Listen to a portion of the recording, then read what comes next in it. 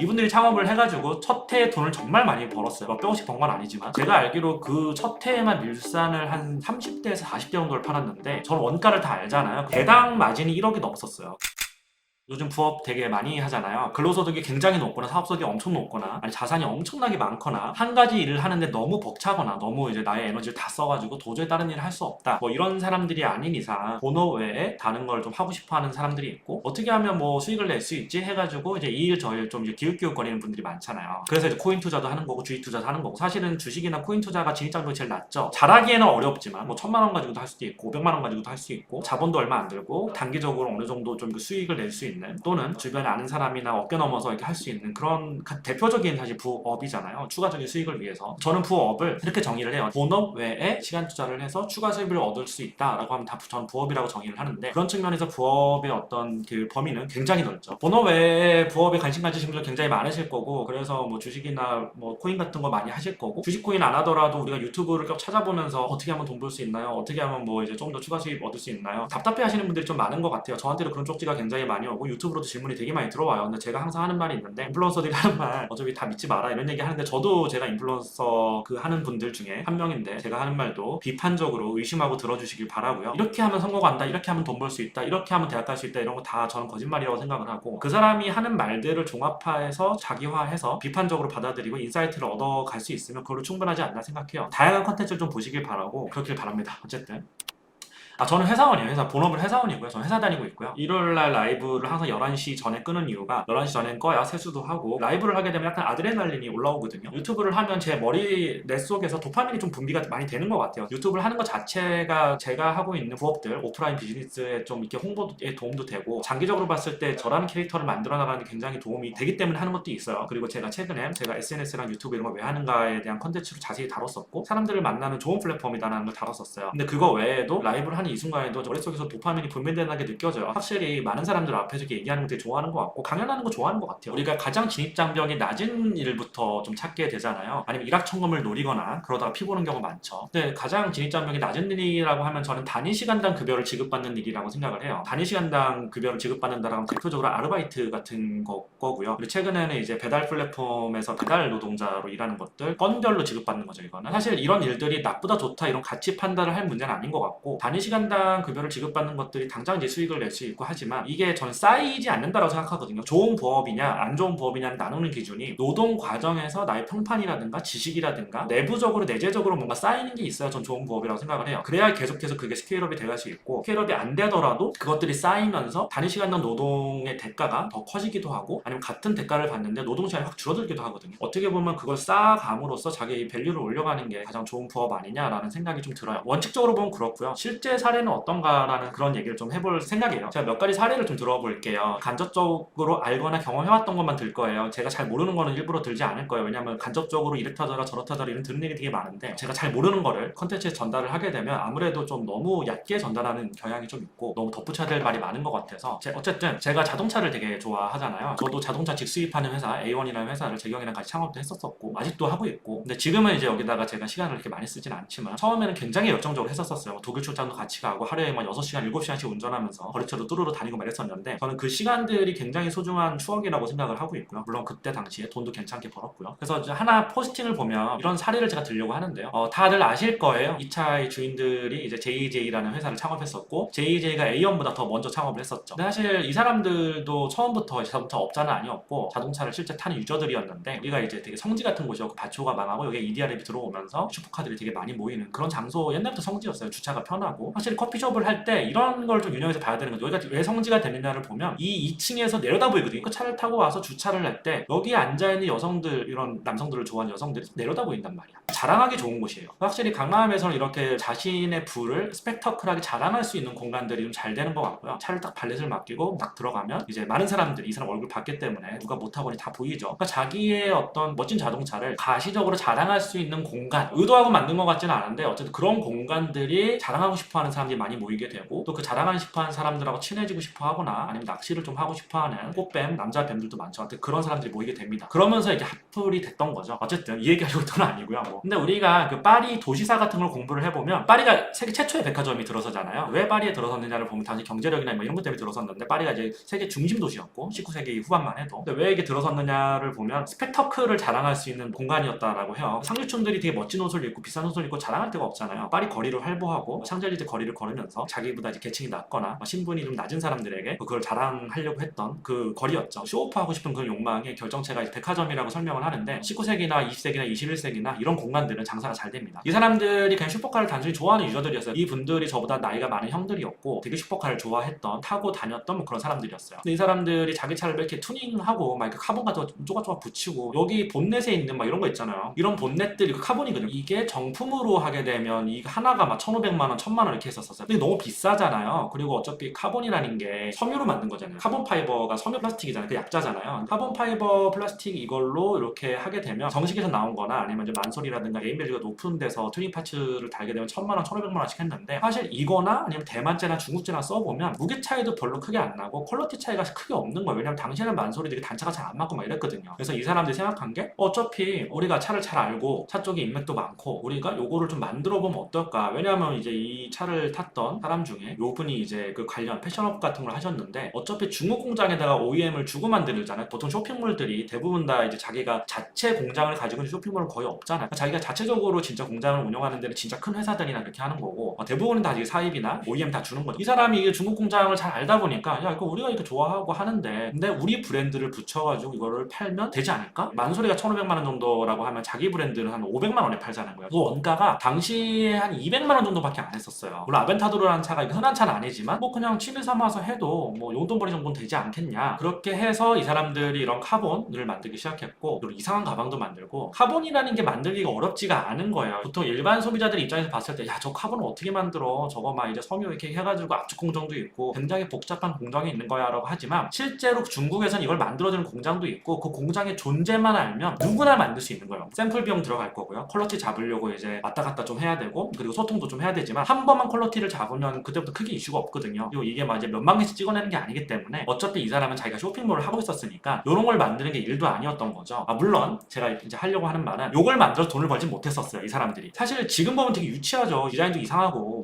람보르기니에 스티칭 옵션 넣는 게 있는데 그 스티칭 옵션 넣은 것처럼 이렇게 한 거고 차 색깔하고 깔맞춤으로 이렇게 커스텀 오더식으로 하겠다라고 해서 이렇게 이제 고가 전략으로 팔려고 했었고 브랜드 이름을 JJ라고 붙였었습니다. 이 사람들이 이렇게 하다 보니까 지금도 있는 회사지만 당시에 직수입 시장을 거의 독점하던 회사가 있었어요. 엄청 돈을 많이 벌었었어요. 당시에. 물론 이제 돈을 많이 벌었던 여러 가지 이유들이 있겠지만 당시에는 거의 직수입한 회사들이 많이 없었고 직수입을 한다라고 했을 때 초반에 직수입은 좀 이제 자기 자본이 좀 들어가야 되고 그리고 직수입이라는 게 10억을 태우니 5억을 태우니 람보르기니를 직수입해주면 5억을 줘야 되잖아요. 계약금만 주더라도 최소 뭐 1억 5천 뭐 2억을 계약금을 줘야 될 거 아니에요. 근데 계약금을 주고 나면 떼먹고 도망가는 사기꾼들이 너무 많은 거예요. 자동차 업체들 중에 정식 업체들도 딜러들이 가끔가다 계약금 먹고 튀는 경우가 있는데 직수입 업체나 중고차 업체들 중에서는 좀 믿을만하지 못한 사람들이 많은 게 사실이거든요. 제가 예전에 브로커의 세계에서 다뤘던 적이 있는데 브로커들 중에서 자기 재산이 정말 많거나 자기가 정말 스페셜티가 있어서 브로커를 한다기보다 사실 그거밖에 못해서 그거를 하시는 분들이 굉장히 많은데 진입장벽이 없잖아요. 뭐 라이센스가 있는 필요한 것도 아니고 누구나 영업을 할 수 있는 거고 영업을 잘하면 돈을 또 벌 수 있는 세계다 보니까 너무 떼먹고 도망간 놈들이 많은 거야. 근데 이 사람들은 이미 자동차 바닥에서 자기 브랜드, 자기 어떤 SNS를 굉장히 활성화시켰고 네트워킹도 많았고 이 정도 차를 탈 정도의 부를 가지고 있으니까 이 사람들이 돈을 떼먹고 도망가지 않겠다라고 하는 어떤 시그널을 소비자들에게 즉각적으로 줄 수 있었던 거죠.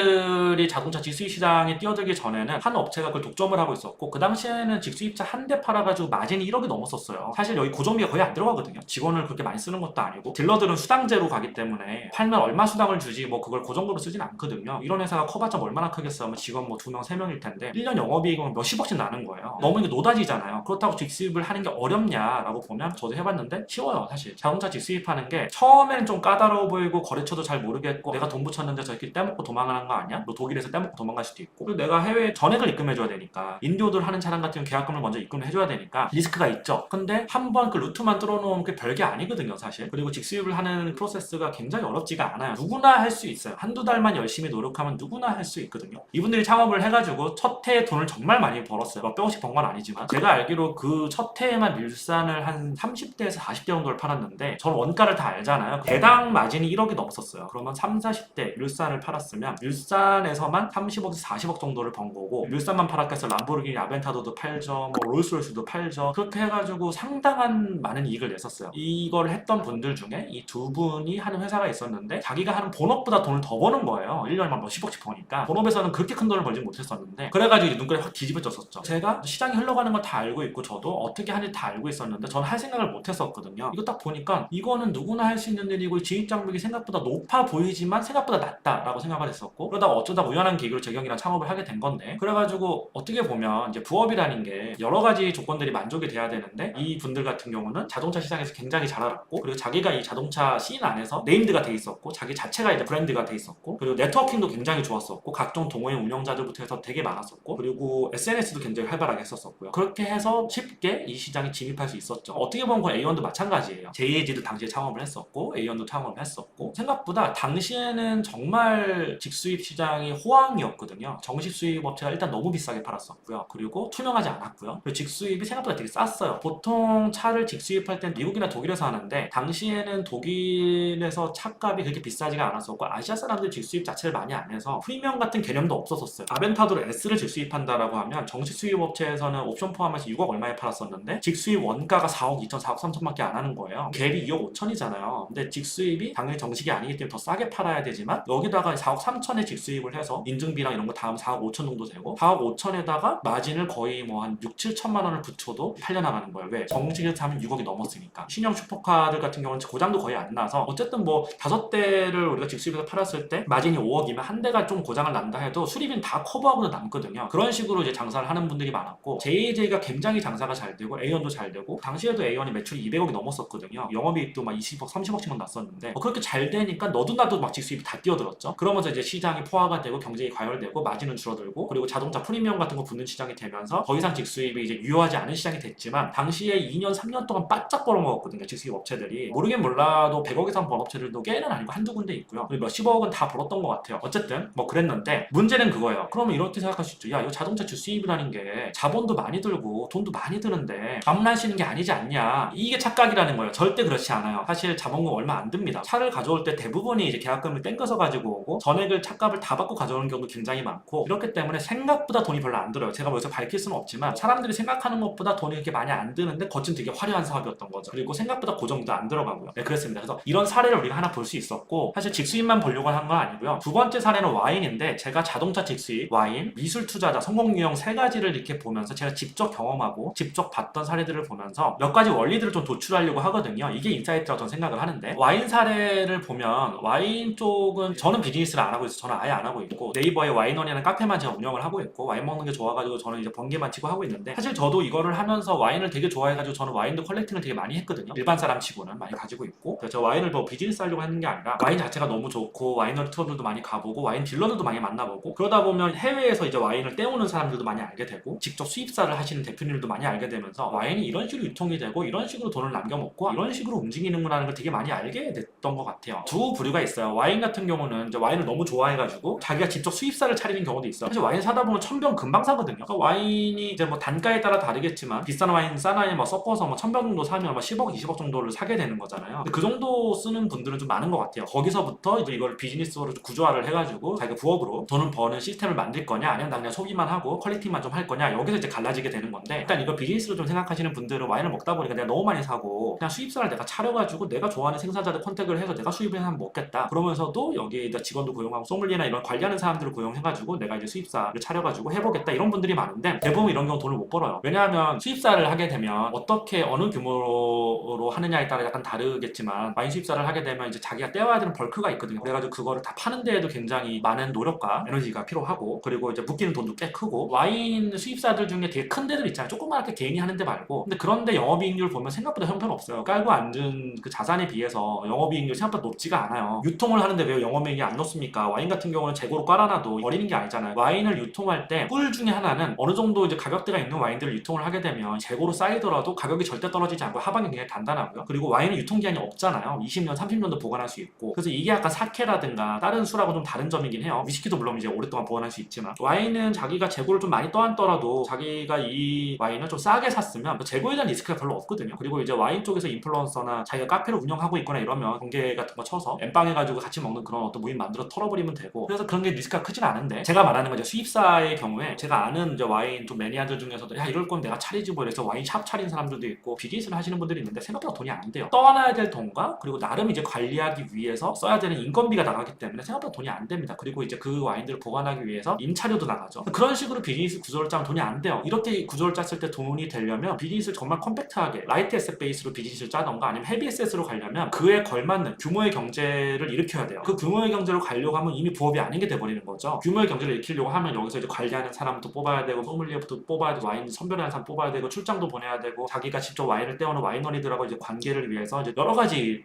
네트워킹도 해야 되고 하잖아요. 이미 그렇게 되는 순간 부업이 아니게 돼버리는 거죠. 본인의 본업이 수입사를 꼭 해야만 하는, 본업이 너무 수입이 낮아서 내가 여기에 꼭 뛰어들어야만 하는 이유가 없다라고 하면 돈이 많은 사람들은 보통 그 정도까지 하다가 포기를 해버려요. 그래가지고 와인 수입사 같은 경우는 진짜 많아요. 우리가 알고 있는 뭐 되게 큰 수입사들도 있지만 진짜 작은 개인이 하는 수입사들이 어마어마하게 많습니다. 왜? 수입사는 누구나 할 수 있거든요. 굉장히 쉽게 비즈니스를 할 수가 있어요. 개인 수입사들 같은 경우는 수가 일단 많다라고 보시면 되고요. 금양도 굉장히 큰 곳이죠. 수입사들 중에서. 물론 신세계는 대기업이니까 더 훨씬 클 거고요. 제가 첫 번째로 이제 수입사를 부업으로 하는 경우는 돈이 안 된다라고 했잖아요. 그래가지고 이제 개인으로 하시는 분들이 있어요. 사업자를 보통 안 내고 하시는 분들이 많기 때문에 세무적 리스크를 감수하고 하시는 분들이 있는데, 주류 유통은 사업자 없이 하면 불법이거든요. 탈세일뿐만 아니라 그건 불법이에요. 처벌받아요. 개인끼리 분양하는 것까지 다 이제 국세청이 잡을 수 없는 일이고, 그리고 뭐 10병, 20병 이렇게 지인들끼리 나눠 먹는 건 사실 법적으로 문제가 전혀 안 돼요. 1000병씩 갖다가 유통을 하는 건 아마 법적으로 크게 문제가 될 거예요. 근데 은밀히 하기 때문에 드러나지는 않는 거죠. 이걸 해가지고 도대체 얼마를 버냐 이런 게 되게 궁금해 하시는 분들이 있을 텐데 생각보다 많이 법니다. 이제 그렇게 이제 개인 분양업자들이 있습니다. 그리고 세 번째 사례로 좀 넘어가 보면요. 미술 투자자의 성공 유형이에요. 미술 시장에 관심을 가지고 미술 컬렉팅이나 이런 관심 가지신 분들도 계시고, 미술 컬렉터들 중에서 투자 수익을 바라고 하시는 분들도 있고, 적절하게 똥돈이면 괜찮다라고 생각하시는 분들도 있고, 아니면 진짜 좋은 컬렉션을 만들어서 미술관을 하겠다, 기관을 하겠다, 이런 다양한 분들이 계시기 때문에 꼭 미술을 돈 때문만 하는 건 아니거든요. 제가 그리고 이제 유튜브에서 많이 언급했지만 돈 하나만 보고 하려면 미술 컬렉팅 할 필요 없다라고 제가 누누이 말씀드렸었어요. 미술품은 일단 대출이 안 나와요. 다 현금으로 꼬라박아야 돼요. 마음대로 못 팔아요. 그거를 막 마음대로 팔다 보면 갤러리랑 사이가 다 틀어져가지고 이 시장이 퇴출당합니다. 퇴출당해요. 그래서 이제 어떤 갤러리도 그 사람하고 거래 안 하려고 할 거고, 결국은 수익을 거두더라도 그 초과 수익을 견낼 수가 없어요. 그렇기 때문에 미술 시장이 아주 까다로운 시장인데, 수익만 놓고 보면 저는 시기 좋을 때 부동산이나 그냥 뭐 주식하는 게 더 낫다라고 생각하고요. 굳이 미술 할 필요 없다고 생각해요. 근데 미술은 또 다른 이제 어떤 매력이 있고 재미도 있고 네트워킹 차원에서도 여러 가지 좋은 점이 있기 때문에 저는 항상 추천을 드리는데, 그렇습니다. 미술 투자자의 성공 유형 중에서 두 가지 유형이 있어요. 하나는 접대형 투자자, 접대를 정말 잘해요. 이 사람이 미술사를 잘 알고 미학을 잘 알고 이런 필요 없어요. 우리가 보통 미술 컬렉팅 하는 강의를 하시는 분들 중에 제가 진짜 컬렉팅을 제대로 해본 사람이 없다라고 느낀 것 중에 하나가 두 가지 때문인데, 하나는 미술품을 컬렉팅하는 건 반려 미술품을 사는 거다라고 말도 안 되는 도덕교과서에 나오는 이야기 자꾸 하시는데, 본인 돈으로 몇십억씩 때려 박아 보라고 하세요. 하면 그렇게 될 수 있나? 그건 당연히 어느 정도의 그 자산의 배분 측면이 있는 거고, 내가 뭐 재산이 정말 몇천억씩 있지 않는 이상 그건 쉽지 않은 일이거든요. 그분들은 자기 돈이 아니니까 그렇게 말을 쉽게 하겠죠. 첫 번째는 그렇고요. 두 번째는 또 뭐가 있냐면, 자기의 안목과 정말로 좋아하는 작가, 미술사 미학을 공부하고 전시를 많이 보고 자기의 안목을 높여서 그 안목대로 자기가 좋아하는 작품을 사면 결국 그 작품이 나중에 잘 될 확률이 높다라고 이야기하시는 분들이 있는데, 그거는 정말 컬렉팅을 안 해봐서 그렇습니다. 미술품 컬렉팅 강의 하시는 분들 중에 되게 무책임하다라고 생각하시는 분들이 그런 유형인 것 같아요. 물론 뭐 그렇지 않은 분들도 있지만, 강의하시는 분들 중에 진짜 무책임한 분들이 500만원, 1000만원, 2000만원 이런 작품 사는 거는 뭐 괜찮아요. 집에 인테리어로 써도 되고 그냥 뭐 내가 좋아했으면 좋아하는 거 즐기는 용도라고 생각하면 되는데, 이 금액이 5억, 10억, 20억, 뭐 100억이 커지게 되면 그런 마인드로만 살 수 있나요? 작품은? 뭐 재벌이에요? 아니잖아요. 정말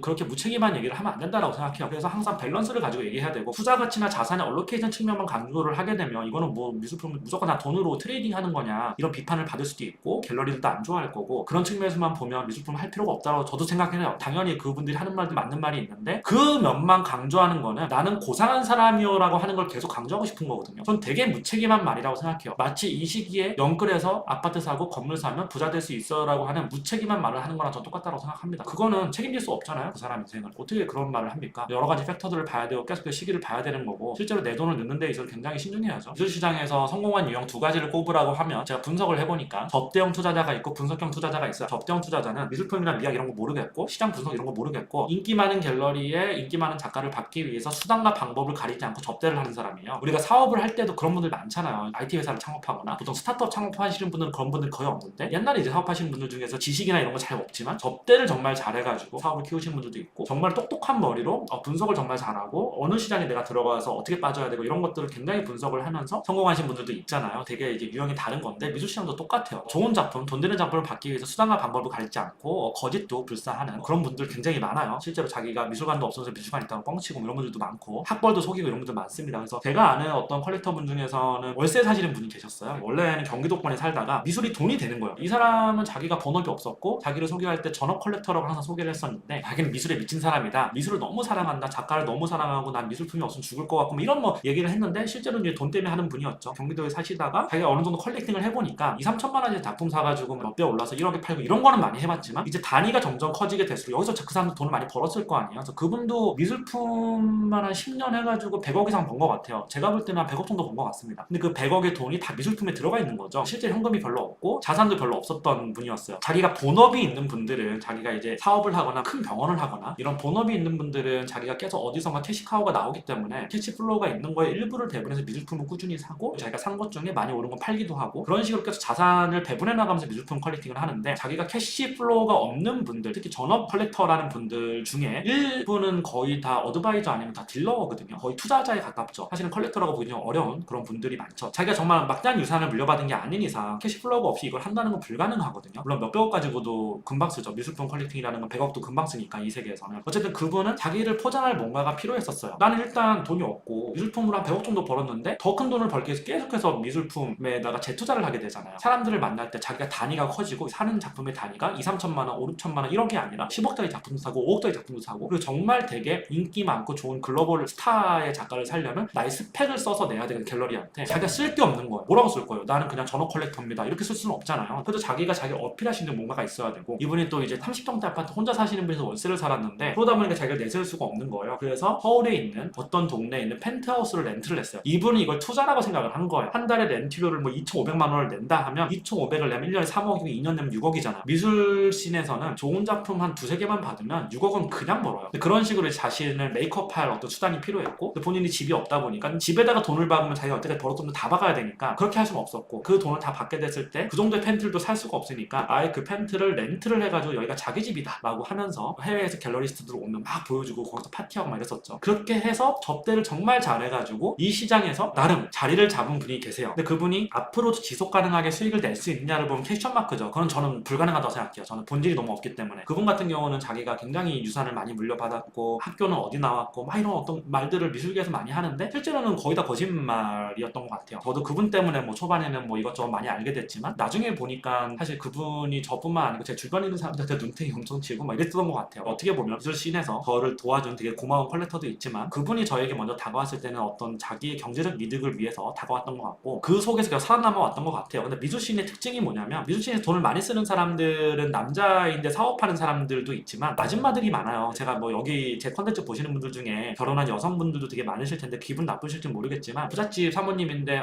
미술은 좀 하고 싶고 교양은 좀 있고 싶고 자랑은 좀 하고 싶은데 공부는 하기 싫고 이런 분들이 솔직히 많아요. 진짜로. 그런 사람들이 항상 타겟이 되고 눈탱이 치기 쉽고 눈먼 돈이 제일 많은 시장이 제가 볼 때는 미술 시장이에요. 뭐 자동차, 와인 비교도 안 돼요. 어떻게 보면 그분은 저랑 이제 커뮤니케이션이나 관계를 맺어나가면서 제가 이걸 너무 빨리 파악을 한 거예요. 사실은 제 자랑이 아니라 저는 뭐 와인도 그렇고 미술도 그렇고 자동차도 그렇고 남들보다 확실히 좀 더 딥다이브를 해서 굉장히 빨리 파악을 한 거거든요. 그리고 저도 나름의 네트워킹을 굉장히 빠르게 넓혀나갔고 그러면서 그 사람이 했던 말들이 어떤 게 거짓이고 어떤 게 진실이었는지를 제가 빨리 분별을 하게 되니까 어느 순간 저를 손절을 하게 되더라고요. 더 이상 저희가 눈탱이 칠 수 없고 경제적 이득을 뽑아갈 수가 없으니까 금방 이렇게 손절이 된 케이스가 있었는데 어쨌든 그분은 이 시장에서 어떻게 살아남았을까 생각을 해보니까 그런 아줌마들을 타겟으로 굉장히 접대를 잘했고 자기가 사는 작품들 중에 자기가 떠안기 싫은 것들은 이분들에게 슬쩍 넘기고 자기가 정말 좋은 것들만 좀 이렇게 빼먹는 그런 전략을 취해서 또 갤러리스트들이 오면 굉장히 잘하고 공원까지 마중 나가고 생일 챙겨주고 사업을 했으면 접대를 이렇게 했으면 성공할 수 있었겠구나 라고 싶을 정도로 굉장히 잘하는 분이었는데 그분은 그렇게 성공을 했습니다. 어떻게 보면 베이스가 전혀 없는 분이었는데 미술씬에서만 100억 넘게 벌었으니까 제가 알기로는 그분이 가진 작품만 다 팔아도 100몇십억은 될 것 같은데 그 정도면 되게 성공한 거잖아요. 그런 유형이 있었고 또 이제 후자의 유형은 분석형 투자자예요. 근데 이분은 진짜 잘해요. 똑똑한 분이고 근데 이런 분석형 투자자의 특징이 뭐냐면 대부분 학벌이 좋고 머리가 좋아요. 사회생활 해본 경험이 있고 그리고 그 사회생활을 투자은행이나 컨설팅 펌이나 엘리트들이 들어가는 그런 데서 하는 분들이 좀 많아요. 이분 같은 경우도 그런 백그라운드가 있었고 좋은 학교 나왔었고 되게 똑똑하신 분이었고 그리고 자기가 이제 회사를 다니면서 미술에 관심을 가지고 10년 정도 컬렉팅을 하셨는데 이분도 되게 돈 많이 벌었어요. 미술씬에서. 그분도 한 뭐 200억 이상 벌었다라고 하더라고요. 그리고 실제로 그분이 가지고 있는 작품들이나 이런 걸 보면 상당히 수익을 좀 많이 냈겠구나 라고 싶은 것들이 굉장히 많았고, 실제로 그분은 미술 시장에 대해서 굉장히 알아서 저도 좀 많이 물어보고 하는데, 어쨌든 이런 두 가지 유형의 투자자가 있습니다. 그래서 여태까지 자동차 직수입, 와인, 미술 투자자 뭐 이런 걸 봤는데, 여기서 우리가 뽑아낼 수 있는 인사이트가 있다고 생각을 해요. 첫 번째, 제가 분명히 정의를 했잖아요. 본업 외에 시간을 투자해서 추가 수입을 얻는 거, 이게 부업의 정의라고 하면 조직을 빌드업하거나 뭐 이러면 안 돼요. 그건 본업이라고 생각해요. 우리가 만약에 와인을 한다라고 했을 때 수입사를 크게 차려가지고 내가 한 100억 정도 펀딩을 해서 좋은 와이너리들하고 컨택을 해가지고 막 소믈리에 몇 명 고용하고 그 밑에 직원들 그리고 마케팅 팀 다 고용해가지고 사업을 해보겠다라고 하면 그거는 더 이상 부업이 아닌 거죠. 본업과 부업을 가르는 가장 큰 경계선은 빌드업한 조직을 가지고 내가 사업을 하느냐 안 하느냐의 차이라고 생각해요. 아까 전에 제가 예시로 들었던 자동차 직수입, 와인, 미술 다 조직이 없잖아요. 자기가 그냥 혼자 하는 거예요. 딥다이브를 한번 해봐서 유통구조까지 내가 다 파악하고 있기 때문에 굳이 조직이 필요가 없어요. 그리고 나 혼자 하는 게 훨씬 편하고, 그리고 혼자 해도 충분히 적은 시간을 들여서 수익을 낼 수 있는 구조를 만든 거죠. 조직을 빌드업해서 이게 진짜 본업으로 넘어가게 되면 스트레스와 시간 투입이 늘어나게 되고요. 굉장히 리스크가 커지게 되는 거죠. 그 사람도 월급 줘야 되죠. 뭐 업장가 이런 걸 차려야 되면 고정비가 더 들어가잖아요. 라이트 에셋 비즈니스에서 헤비 에셋 비즈니스로 옮겨가는 거예요. 사실 부업은 저는 무조건 라이트 에셋 비즈니스를 해야 된다고 저는 생각하는 사람이에요. 메가커피랑 스타벅스를 비교할 때 스타벅스가 헤비 에셋 비즈니스고 메가커피는 라이트 에셋 비즈니스가 얘기를 많이 하잖아요. 얼마만큼의 내가 투하 자본을 가지고 갈 것인가 라고 하는 게 본업과 부업을 가르는 가장 큰 경계인 것 같고요. 두 번째는 이 세 가지 사례들을 보면 유통망과 비대칭성을 이용한 업이에요. 우리가 헤비 에셋 비즈니스로 가게 되려면 유통을 해서는 안 돼요. 유통도 엄청 크게 하면 당연히 헤비 에셋인데, 유통망과 비대칭성을 이용한 업이다라고 하면 내가 이 시장을 굉장히 잘 알고 유통이 어떻게 되는지 다 알아. 근데 여기서 가격의 비대칭성이 있는 거죠. 자동차 직수입도 정식 수입과 직수입 차에 비대칭성이 있었으니까 여기에 중간 지점을 찾아서 갖다가 팔았을 때 수익이 났던 거고, 와인 같은 경우도 정식 수입 하는 데서 푸는 가격과 직구를 했을 때 푸는 가격의 갭이 너무 크다 보니까 중간 어느 지점에서 돈을 버는 거고요. 미술 시장 같은 경우도 정보의 비대칭성이 굉장히 큰 시장이기 때문에 내가 그 정보의 비대칭성 속에서 정보의 우위에 있을 수 있으면 돈을 좀 쉽게 벌 수 있는 요소들이 굉장히 많거든요. 근데 문제는 뭐냐면 누구나 이런 비대칭성을 잘 알고 있습니다. 그럼에도 불구하고 실제 그 과정을 낱낱이 파헤치고 시행착오를 거쳐서 이거를 뚫어보는 사람이 별로 없어요. 예를 들어서 와인 같은 경우는 저랑 같이 와인을 먹었던 형들 중에 10년, 15년 정도 와인을 드신 분들이 굉장히 많아요. 그분들도 알아요. 수입사에서 파는 가격이 너무 비싸고 샵에서 파는 가격이 눈탱이 가격이나 아는데, 그분들도 수입사 사장하고 친하고 수입사 대표들하고 친해서 싸게 받죠. 문제는 뭐냐면 이 비대칭성을 아는 것과 실제 그 비대칭성을 해결하기 위해서 노력하는 건 좀 다른 문제거든요. 딥다이브를 해나가는 거죠. 어떤 사람들은 와인, 자동차 직수입, 미술 이거의 비대칭성은 다 알지만 그냥 소비만 하는 거예요. 근데 그 사람들이 돈이 너무 많아서 비싸게 사도 전혀 상관없고 난 여기서 부업 뭐 이런 거 돈 안 벌어도 돼 라고 생각하는 사람들도 있지만, 실제로 그 돈이 중요한 사람들도 많거든요. 이걸 좀 더 딥다이브를 해서 시장의 구조를 더 잘 알게 되고 그 루트들을 뚫게 되면 새로운 세계가 열리고 새로운 비즈니스의 기회가 열려요. 그게 꼭 아까 전에 뭐 개인 분양업자 이런 거 말고 그거는 이제 탈법이기 때문에 할 만한 비즈니스는 아닌 것 같고, 그 비대칭성을 아는데 실제로 그 비대칭성을 해결하기 위한 노력을 해야 된다. 그 노력을 하는 사람이 생각보다 많지 않다라는 게 제 결론이었고요. 그리고 이제 또 다른 인사이트를 좀 뽑아낸다라고 하면, 제가 와이프한테도 그런 얘기를 좀 한 적이 있었어요. 의사들도 페이를 받으면 되게 높게 받잖아요. 저도 이것저것 좀 많이 해보니까 한 달에 한 1,000만 원 정도 버는 거는 자기가 어떤 분야에 되게 딥다이브를 하게 되면 그 정도는 벌 수 있는 것 같아요. 어떤 일을 하더라도. 근데 그 노동시간이 굉장히 적다는 거죠. 한 달에 정말 2, 3일 일하고도 1,000만 원 벌 수 있는 너무 많은 것 같아요. 근데 여기 특징이 뭘까요? 부자들이 좋아하는 단위당 단가가 높은 걸 해야 돼요. 단위당 단가가 낮은 거는 박리담회를 해야 되거든요. 돼지고기집을 해서 돈을 많이 벌려면 박리담회를 해야죠. 줄 세워야 되고 테이블당 매출 단가로 보면 풀 테이블 다 찬다는 전제 조건 하에서 이해전은 해야 직원들 월급 다 주고 사장이 꽤 그래도 돈을 1, 2천만 원씩 가져갈 수 있어요. 문제는 뭐냐? 그 직원 관리해야죠. 최저임금보다 더 많이 줘야죠. 그리고 툭하면 그만두죠. 소비자들 컴플레인 있죠. 고기 유통하는 거 신경 써야 되죠. 이거는 부업으로 할 수가 없어요. 외식업을 부업으로 하겠다라고 하는 거는 오토 매장을 자꾸 생각하시는데, 생각을 한번 해보세요. 오토 매장을 해서 이게 과연 될까요? 직원 관리는 누가 할 거면? 저는 안 된다라고 생각하거든요. 오토 매장을 돈 벌 수 있는 게 있으면 다 누구나 돈을 벌겠죠. 그렇지 않잖아요. 실제로 부자들이 좋아하는 단위당 단가가 높은 걸 하게 되면 조금만 팔아도 돈이 많이 돼요. 예를 들어서 처음에 직수입을 할 때 차 한 대만 팔아도 1억이 남았어요. 정보의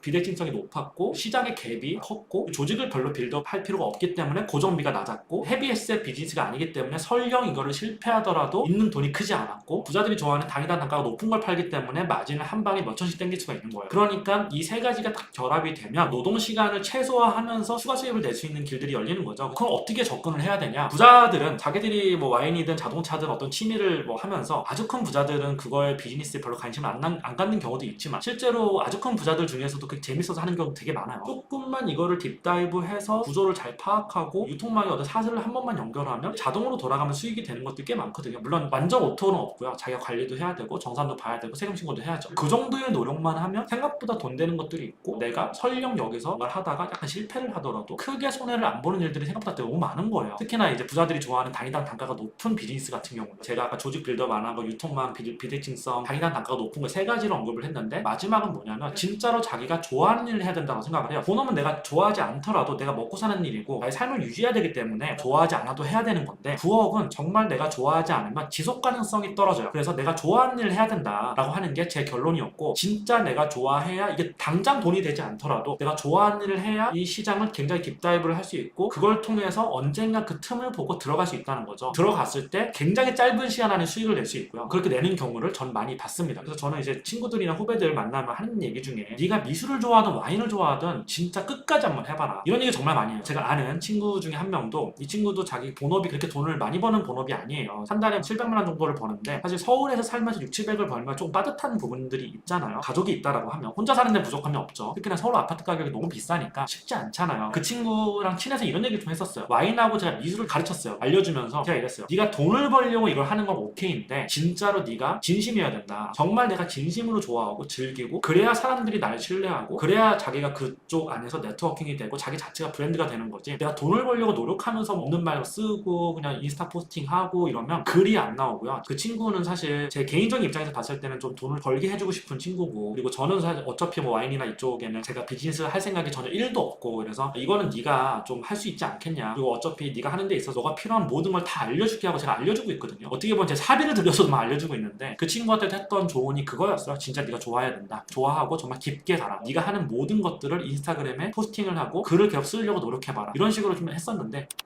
맞아요. 모든 분야가 다 그렇죠 사실은. 근데 생각보다 그렇게 할 수 있는 사람들이 많이 없는 것 같긴 해요.